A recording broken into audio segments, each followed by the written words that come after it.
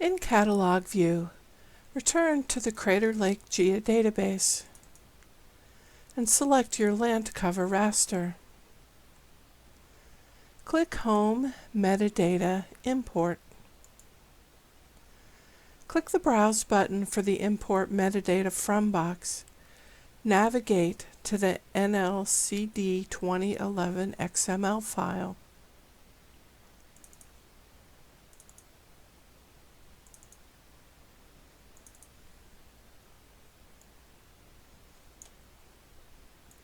And select it. Click OK.